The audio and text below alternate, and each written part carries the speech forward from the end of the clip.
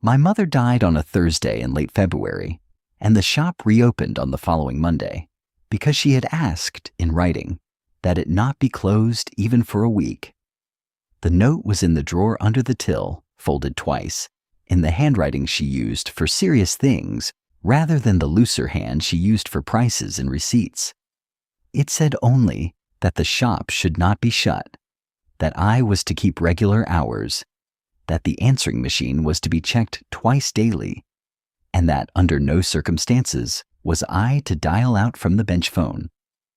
The last sentence was underlined once, not twice, which I noticed because in our family, a single underline meant a thing she expected me to remember, and a double underline meant a thing she expected me to obey without understanding. The bench phone instruction had only the one line. I want to begin by being clear about the shop, because everything that has happened since rests on the shop being exactly what it appears to be, and not anything else. It is a narrow shop front on a residential side street in the older part of the town, 2 doors down from a pharmacy that closed in 2011 and 3 doors up from a Polish food shop that has been there longer than the pharmacy ever was. The frontage is painted a green that my mother chose in 1986 and repainted herself every 4th summer. The sign reads, Radio and Electrical. Repairs, sales, valuations, and the lettering has been done over so many times. It has the slight thickness of layered paint that you only see on old shop signs that were never replaced, only refreshed. Inside, there is the long bench along the right-hand wall under the window, a small counter at the back with the till and the ledger and the bench phone, and 3 aisles of shelving that hold the stock she had accumulated over 41 years. Vintage valve radios, transistor sets, cassette decks, portable televisions, replacement parts in labeled drawers, a section for record players, a section for what she called orphan equipment, meaning items left for repair that had never been collected. There is a back room with the kettle, the toilet, and the boxed records of the business going back to 1983, which is the year my father left, and my mother took the shop into her own name. The bench phone is a beige key mark with large buttons. It sits to the left of the soldering station. The handset cord is curled and stiff.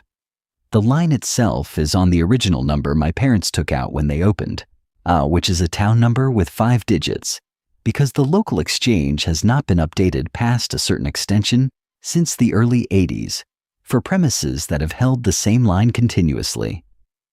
The number is printed on every repair ticket, on every business card, on the till receipts, and on the shop sign in small letters beneath the lettering. The whole purpose of the bench phone, as I understood it growing up, was that customers would ring it. My mother would answer, and that was how repairs were arranged or quoted or chased. I had worked in the shop on Saturdays from the age of 14 until I went away to college, and then irregularly afterwards when I came home for holidays. I knew how to test a transformer, how to recap a power supply, how to identify a bad selenium rectifier by smell. I knew the regular customers, or I knew the price book. I had served at the counter, taken in repairs, written tickets, looked things up in the ledger, answered the bench phone on busy afternoons when my mother was at the soldering station and her hands were full. I had never, in all those years, seen her dial out from it. If she needed to call a supplier or a customer, she used the cordless that sat in the back room, which was on a separate line, a mobile-friendly number she had added in the late 90s. I had assumed, when I thought about it at all, that the bench phone was incoming only by some technicality of the line, that the number was old enough that outgoing had been disabled somewhere along the way for billing reasons, that it was simply how the shop worked. The first morning I opened up alone. I made tea. I unlocked the front door. While I turned the sign from closed to open, I checked the answering machine, which had 3 messages, 2 condolences, one from a woman asking if her father's radiogram was ready, which it was, I had seen the ticket, and I sat at the bench and began to work through the orphan equipment because my mother had been behind on it and the back room was full. The bench phone rang at 11:14. I answered it the way she had taught me to answer it, which was the shop name and then my own name, and a woman asked whether I had a particular valve in stock, a 6V6GT, which I did, and she said she would come in on Saturday. I wrote the conversation in the daybook the way my mother kept the daybook, with the time and the request and the promised collection date. I felt, putting the pen down, that I was doing the thing correctly, and that was the only feeling I had, that first morning, beyond grief, which was constant but procedural and did not require thought. The bench phone rang twice more that day, both times customers, both times noted in the daybook. I am writing this down because I want to be exact about how ordinary the first 3 days were and how I came to break the rule. It was on the Wednesday afternoon, around 3:30, that I needed to call a supplier in Birmingham to ask about a replacement output transformer for a Pi radiogram that had come in the week before my mother went into hospital. The cordless in the back room was charging.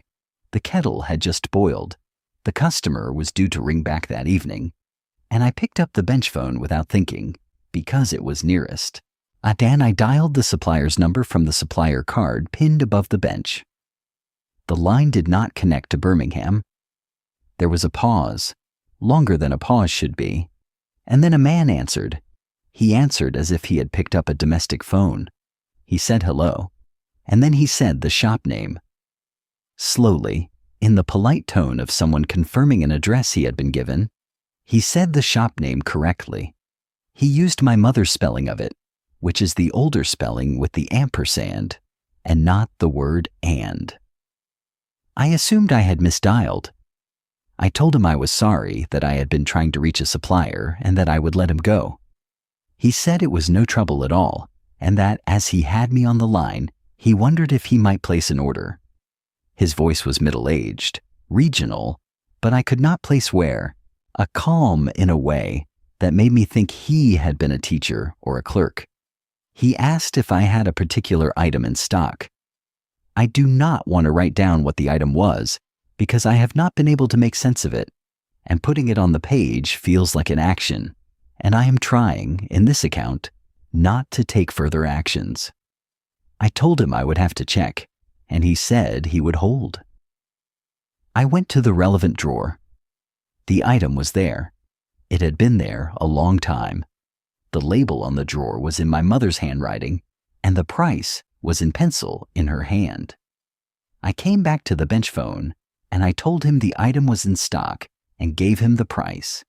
He thanked me, said he would collect on Tuesday, and gave me a name for the ticket. He spelled the surname. He said the first name was Albert. He thanked me again and rang off. I wrote the ticket.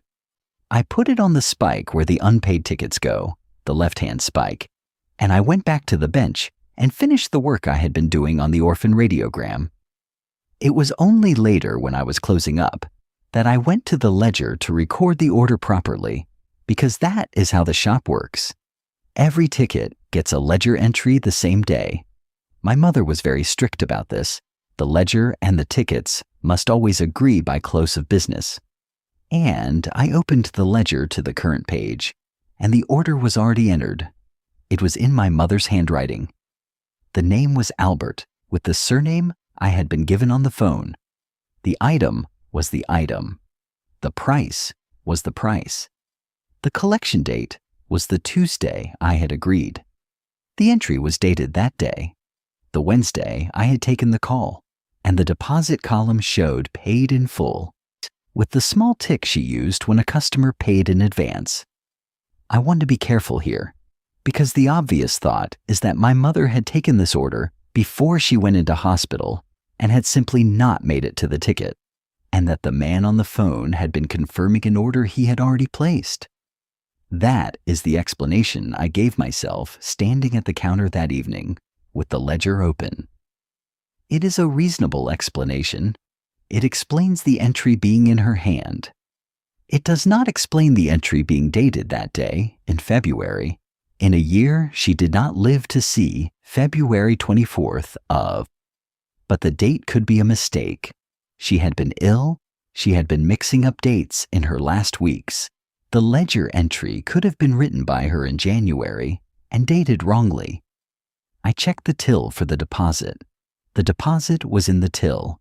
It was in an envelope with the surname on it in her writing, with the cash inside, the correct amount, in the denominations she always asked customers for, which was 20-pound notes for amounts over 50 and the balance in fives. I sat at the counter for a long time, and then I closed up. I want to say that I did not sleep that night, but in fact I slept normally, because I had been sleeping badly since she died, and the bench phone call had not changed that one way or the other. I went in the next morning at the usual time, and I opened up, and I made tea, and I checked the answering machine, and I had decided, walking to the shop, that I would simply complete the order, give the man his item on Tuesday, take no further calls on the bench phone, and write the whole thing off as something my mother had set up before she died and had not had time to enter properly. I had decided, in other words, that the underline in her note had been about something else, something I had not yet encountered, and that this, a customer, an order, a deposit, was simply business. On the Thursday morning, the bench phone rang at 9:40 before the shop was officially open, and I answered it because I was already there, and the answering machine had not yet picked up. A different man, older, said he was ringing about an item he had ordered, and he wondered if it was ready. He gave a name. The name was in the ledger, 3 lines above Albert's. The order was for a Bush TR-82, a transistor radio, fully serviced. No, there was a ticket on the right-hand spike. The right-hand spike is for completed work awaiting collection, with the name on it and the radio next to it on the shelf, wrapped in tissue with a green tag. I had walked past it that morning and not noticed it specifically because there are always serviced items on that shelf. I told him it was ready. He said he would come in on Friday afternoon. I rang off, and I went to the ledger, and beside his name and his order, there was now, in my mother's hand, the word collected, with a Friday date, this Friday, and a tick. The entry had not been there the previous evening. I had read the page. The previous evening, the entry above Albert's had ended at the price column.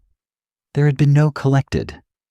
I stood at the counter, and I read the page in the ledger as carefully as I have ever read anything, and the entries from before my mother went into hospital were entered in the way she always entered them, with the date, the name, the item, the price, the deposit, and the collection note when the work was picked up. The most recent entry in that older hand was from the 2nd of February, 3 weeks before she died. After that, there was a gap of half a page, blank, which I had assumed was the period when she was in hospital, and the shop had been closed, and I had been with her.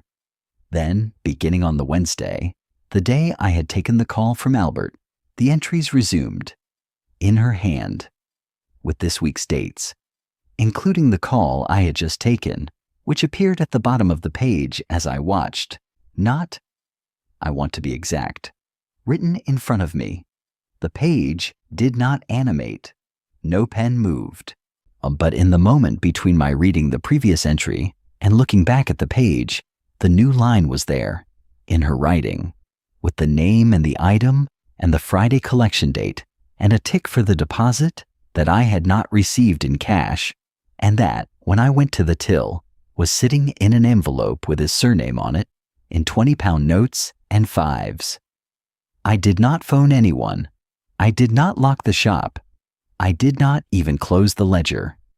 I made another cup of tea, and I went back to the bench, and I worked on the orphan radiogram until 12, because I could not think what else to do. And the radiogram needed a new dial cord, and threading a dial cord requires the hands and the eyes, and is a task that I had done many times before, and that I could do without thinking. One at 12, I went into the back room and I sat at the small table where my mother had eaten her lunch every working day for 41 years, and I tried to think about the bench phone rule. She had told me, the first Saturday I worked in the shop, that I was never to dial out from it. I had asked her why, and she had said it was the shop number, that customers needed to be able to get through. That if I tied it up dialing out, a customer might ring, and the line would be engaged, and we would lose the business. This had made sense to me at 14, and had made sense to me at 20, and had made sense to me as recently as the previous month, when she had said it again, from the hospital bed, in a moment when she was not particularly lucid about other things, but was very clear about the shop. She had said, "Don't dial out from the bench. I'd use the cordless." The cordless is fine. She had said this twice, in a 5-minute period, the way she said things that mattered. I had assumed it was a habit she had developed because she did not want to miss a call. I had assumed it was a practical rule, a small business rule, the kind of thing a sole trader develops over decades alone in a shop where every customer matters. Sitting in the back room on the Thursday lunchtime, I understood that this had been a complete and adequate explanation for her not dialing out, which was the visible behavior, but that it had not in fact been the reason. The reason was that if you dialed out from the bench phone, someone answered. And once someone had answered, the shop began trading with whoever they were on terms that my mother had been operating under for 41 years. I want to write this part down carefully, because it is the part I am least certain of, and I have only the evidence of the ledger and the till and the orders to work from. On the Wednesday, the day I had dialed out, the ledger had begun entering itself again, in my mother's hand, for the first time since she had gone into hospital in early February. On the Thursday morning, a man had called about an order I had not taken, that was nevertheless entered in the ledger in my mother's hand, with the deposit in the till in cash. By the Thursday afternoon, when the bench phone rang again, and it did at 2:50, there were 4 further entries in the ledger that had not been there in the morning, all in her hand, all with deposits in the till, all for items that were physically present on the shelves of the shop, on items I had not been aware of as ordered. The 2:50 call was a woman who collected one of the 4 items on Saturday morning. She came in, she gave the name on the ticket, I handed her the radio, she thanked me, and left. I watched her walk down the street and turn the corner into the road that leads down to the bus stop. She did not look back. She was an ordinary woman, perhaps 60, perhaps 70, in a beige coat with a folding shopper. After she left, I went to the ledger, and the collected note for her order was there in my mother's hand, with the correct Saturday date. I want to record some things I noticed in those first weeks, because they form a pattern that I did not see at the time, and that I see now. The orders being placed by the bench phone were all for items that were already in the shop. They were always for items in stock. All of the stock had been my mother's stock, items she had accumulated over 4 decades. Some bought at house clearances, some traded in, some unclaimed repairs that had passed the 7-year mark and become shop property by the terms printed on the repair tickets. The orders were never for anything that needed to be sourced.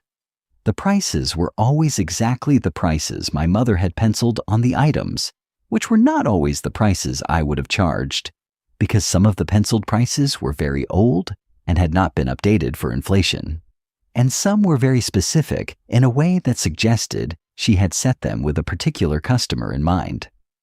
The customers who came to collect were always polite. They were always older than me.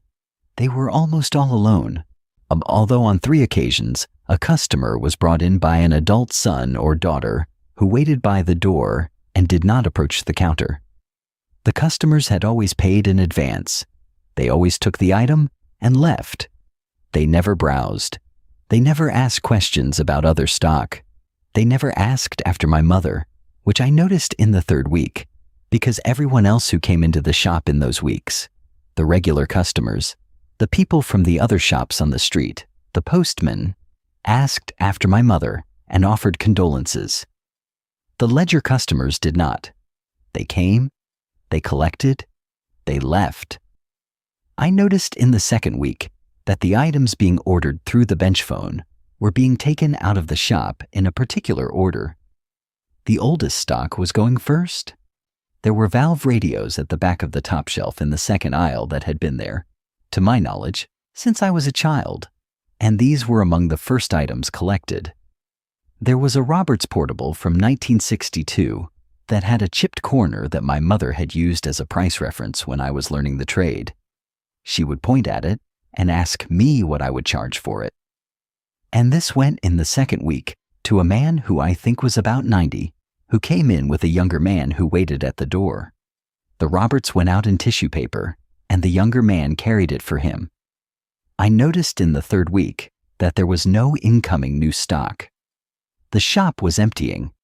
Nothing was being delivered. Nothing was being traded in.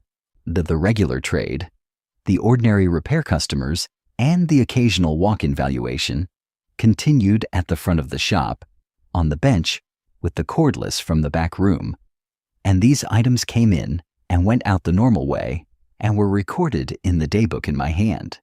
But the ledger trade was one way. Items left. They did not return. I want to describe the bench phone because it is the thing I have spent the most time thinking about. It is, as I said, a beige G mark, the kind with the large buttons that are sold for people with poor sight. The screen is monochrome and shows the time and the number being dialed. The line itself is, I think, ordinary. It goes into the wall by the bench through a standard BT socket, and the cabling is the cabling that was put in when the shop reopened in 1983 after my father left. Although I cannot verify this because I have not lifted the carpet to look. The line is on the original 5-digit town number. The bill comes from the same provider that has billed the shop since at least the 1990s, and the bills, which I have now gone back through, show only incoming calls. There is no record of any outgoing calls in the last 40 years. This is the part that I want to be honest about. The bills show no outgoing calls. Mine, on the Wednesday, when I dialed the Birmingham number from the supplier card, does not appear on the bill that came in March. There is no record of a call having been made. There is no record of the line having been used to dial out. The bill shows only that the line was active and lists the incoming calls in the usual way, with the duration of each. I went to my mother's records in the back room, and I pulled the bills going back. The pattern is consistent. The line has received calls in volume every working week for 41 years. It has, on the record, never made one. I know that I made a call on the Wednesday. I dialed. I heard the line connect. I spoke to a man. The phone records do not show the call. The man, Albert, came in on the following Tuesday, and I gave him his item, and he thanked me and left. The deposit was in the till. The ledger entry was in my mother's hand. The bill shows no call. I want to describe Albert because he is the one I spoke to first and the one I have thought about most. He was a man in his late 70s, in a dark coat, with a felt hat that he did not remove indoors, which I noticed because most older men remove their hat indoors, and he did not. He came in at 10:30 on the Tuesday, gave the name on the ticket, paid nothing because the ticket showed paid in full, accepted the item, which I had wrapped that morning in brown paper, as my mother always wrapped collected items, and stood for a moment at the counter holding it, before he said something I would like to record exactly. He said, "She kept it very well." He was not looking at the item. He was looking past me, at the shelves behind the counter, where the catalog books and the older ledgers are kept. The older ledgers, going back to 1983, are on the third shelf, in chronological order, and the spines show only the years. I said, "Yes." He said. She was very good about that. Some of them have not been. I did not ask him what he meant. I did not ask him who the others had been. I said, "Thank you for coming in," which is what my mother said to every customer when they collected. And he said, "Thank you for keeping it open." And he left. I watched him from the window. He walked to the end of the street and turned right, toward the bus stop, and a bus came almost immediately, the 47 to the town center, and he got on it. The 47 runs every 20 minutes. The next 47 was not due for 15 minutes. The bus that took him was not on the schedule. I went back to the ledger, and there was no collected note yet for his entry. I watched the page. I waited at the counter. I served 2 ordinary customers, a man with a fault on a portable cassette recorder, and a woman buying a set of replacement valve covers, and I rang these through the till and entered them in the daybook. All when I had finished with the second customer and the shop was empty, I looked at the ledger again, and the collected note was there, in my mother's hand, with the Tuesday date and the tick. I am writing now in the middle of the 7th week. The shop has emptied considerably. The shelves at the back are nearly bare. The orphan equipment, which had filled the back room when I took over, is down to 4 items, of which 3 are repairs that came in this month, and 1 is the Pi radiogram that I have nearly finished. The drawers are still mostly full of parts, because the orders have been for finished items and not for components, although in the last fortnight there have been 3 small orders for valves, and one of these was for the 6V6 GT I had quoted to the woman who rang on my first morning, who never came in to collect, although there is an entry in the ledger in my mother's hand showing she did. I have not dialed out again. The bench phone has not rung in 3 days, which is the longest gap since I took over. I have come to understand that the calls came in at the rate at which stock was available, and that the stock is nearly gone. I have started to look at the ledger differently. I have started to go back through it. The ledger goes back, in its current volume, to the beginning of 2018. The previous volume, on the shelf behind the counter, runs from 2009 to 2017. Before that, the volumes go back year by year to 1983, when my mother took the shop into her own name after my father left. There are 41 volumes. They are all in her handwriting from cover to cover. There are no other hands in them. Although on Saturdays and during my college holidays, I served in the shop and took orders and would have expected to find entries in my own teenage handwriting, which I do not. There is one entry I remember writing in 1994 for a man who came in for a record player belt, and the entry is in the ledger on the date I remember, with the correct item and the correct price, but in my mother's hand. I want to be careful about what I am saying. I am not saying that my mother wrote over my entries after the fact. I am saying that the ledger has always been in her hand, including for transactions that I personally conducted, and that I noticed this only now, going back, because the ledger is the most consistent document in the shop, and I had never previously had reason to compare it against my own memory of any specific transaction. I have looked at the volumes from before I was born. They are also entirely in her hand. The shop opened in 1983. My mother took it over from my father in 1983. The ledger from 1983 begins in her hand on the 3rd of October, which is the date my father left, and the entries from before that date in the 1982 volume are also in her hand, although she did not, on her own account, work in the shop full-time before 1983. She told me, more than once, that my father had run the shop and that she had only come in occasionally on Saturdays to help. The 1982 volume contains, on every working day, entries in her hand. I have looked at the 1980 and 1981 volumes. They are also in her hand. They cover the period when, on her own account, she was raising my older sister and was not working in the shop at all. I have looked at the 1979 volume, which is the year I was born, and the entries are in her hand from January. I have looked at the 1978 volume, also her hand. The earliest volume is from 1977, which is the year my parents took on the shop. It is in her hand, although she would have been 23 that year and married only a few months, and on her account, she did not work in the shop in those early years either. I do not know what to make of this. I am not making anything of it in this account. I am writing it down. I should describe the moment last Tuesday when I went into the back room to get a fresh notebook for the daybook, which was running low, and I opened the drawer where she kept the supplies, and there was a notebook on top of the others, a new one, unwrapped, with my handwriting on the cover. The cover said daybook and then the year, in the way my mother had always labeled the daybooks, except that the handwriting on the cover was mine. The year on the cover was next year. I have not yet written the next year daybook. The notebook was new. The pages inside were blank. I put it back in the drawer, and I closed the drawer, and I went out to the bench, and I sat for a while.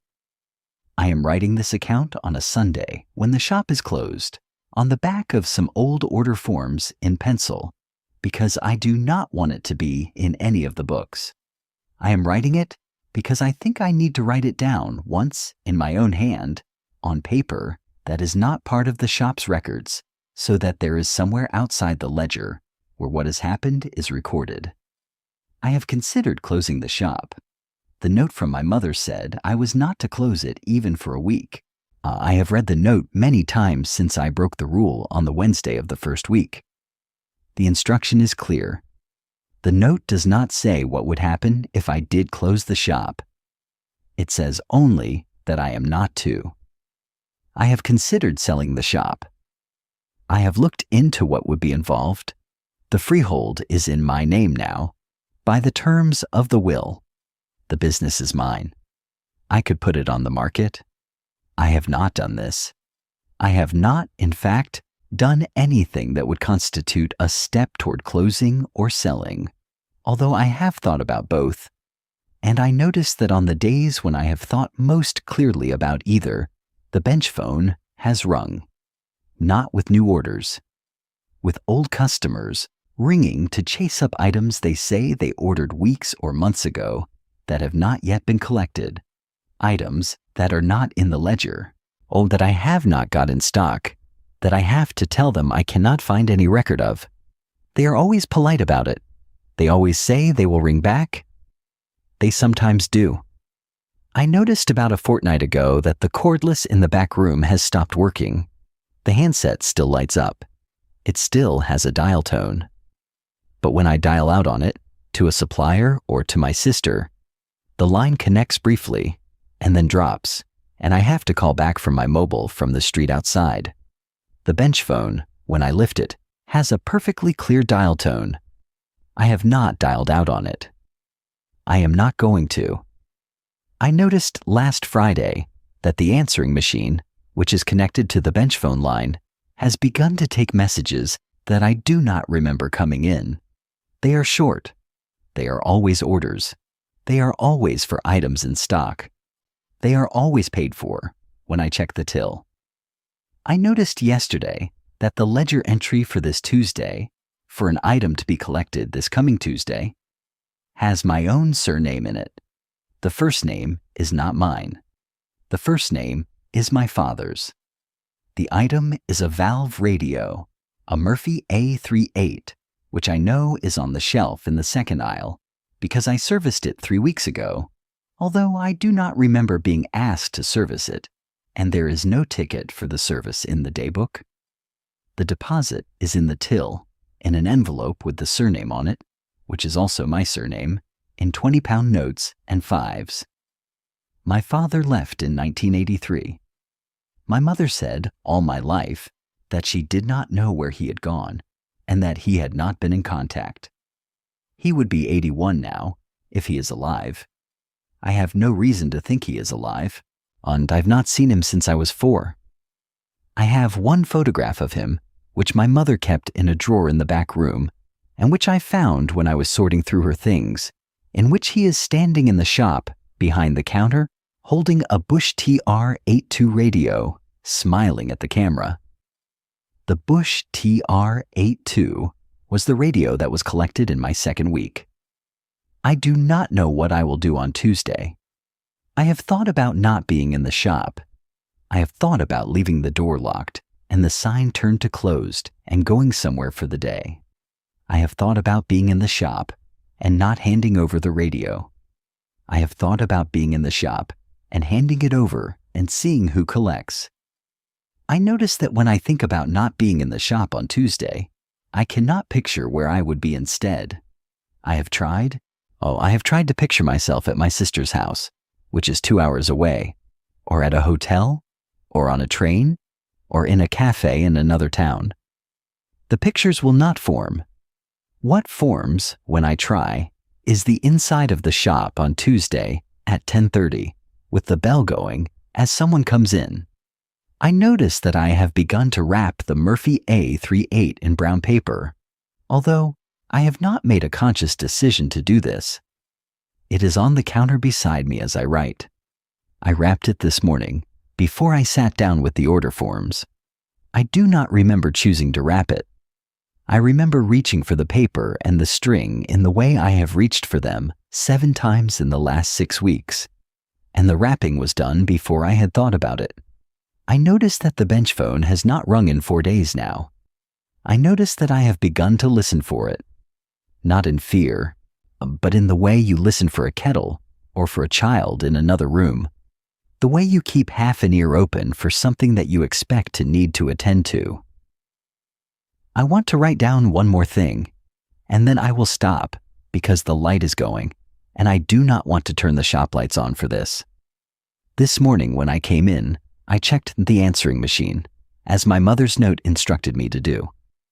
There were no new messages. There was, however, one message preserved on the machine, which I have not heard before, which is dated by the machine's own log from the Tuesday of my first week, which is the day before I dialed out. The machine logs every message with a timestamp. The timestamp on this message is from the day before I broke the rule. The message is from my mother. It is short. She sounds tired, not the way she sounded in the last weeks. She says my name. She says she knows I will check the machine. She says she is sorry to leave it on a recording. She says, and I am going to write this down exactly as she says it, because I have listened to it 4 times, and I want to put it on the page in her words, and not in mine. She says, don't ring out. I know you will want to. There is no one to ring. The shop runs itself if you let it. It always has. Just keep the hours. Check the machine. Wrap the orders. They will come for them. When the shelves are empty, they will stop. That is the only way it stops. I am sorry I could not tell you in person. I love you. Don't ring out. The timestamp on the message is from the day before I broke the rule. The day before I dialed the Birmingham number. The day before any of this began. I checked the machine's settings. The message is marked as having been received on that Tuesday at 4:17 in the afternoon. I was with my mother at that time. I was in the hospital with her. She had been on the ward for 9 days at that point, and she had not had access to a telephone since she was admitted, because the ward did not have a payphone, and her mobile had been left at home, and I had not thought to bring it in. She had not had access to a telephone at 4:17 on the Tuesday afternoon of the week before she died. She had been asleep at 4:17. I remember because I had been reading. I have considered that the message was recorded earlier and that the machine has logged it wrongly. I have checked the machine logs correctly. I have tested it. The machine is a Panasonic from about 2003, and it logs the time of recording to the second against the time set on the unit, and the time on the unit is correct, and the machine works. I have considered that she recorded the message before she went into hospital and left it on the machine to be discovered. The machine does not allow this. The machine records incoming messages only. There is no facility for leaving a memo on the machine. I have read the manual. I have tried to record a memo on the machine, on my own voice, and the machine will not do it. It only records incoming calls. The message was an incoming call. She rang the shop from somewhere at 4:17 on the Tuesday afternoon of the week before she died, while I was sitting beside her in the hospital reading. I'm when she left a message on the answering machine telling me not to dial out, and the bills do not show the call, and I did not hear the message until this morning, 6 weeks after the call was made, and 7 weeks after she died. The Murphy A38 is wrapped. It is on the counter. The deposit is in the till. The ledger entry is in her hand. The man on Tuesday will give my surname with my father's first name, and I will hand him the radio, because I have been wrapping the orders for 6 weeks, and I have not stopped, and I notice now that I am not going to. I notice that I am writing this on the back of an order form, in pencil, in the shop, on a Sunday evening, with the lights off, and that when I came in this afternoon to write it, I locked the front door behind me and turned the sign to closed, almost that an hour ago I heard someone try the door, and I did not get up, and I heard them step back from the door, and then I heard them walk away down the street, and the footsteps were even and unhurried, the way footsteps sound when the person walking has not been disappointed. I have decided that I will keep the hours my mother asked me to keep. I will check the machine. I will wrap the orders. When the shelves are empty, my mother said, they will stop. I have looked at the shelves. There are perhaps 12 items left. At the current rate, the last of them will go before the end of the summer. After that, she said, it stops. She said, that is the only way it stops. I am going to put this account in the drawer in the back room, under the supplies, where the new daybook is, the one for next year, in my handwriting, that I have not written yet. And I am going to go home and sleep. And on Tuesday at 10:30, I will be at the counter with the Murphy A38 wrapped in brown paper, and the man will give the name, and I will give him the radio, and he will say something polite, and he will leave, and I will watch him from the window, and a bus will come that is not on the schedule, and he will get on it. I will go back to the ledger, and the collected note will be there in my mother's hand. I will close the shop at 6. I will check the machine. I will not ring out.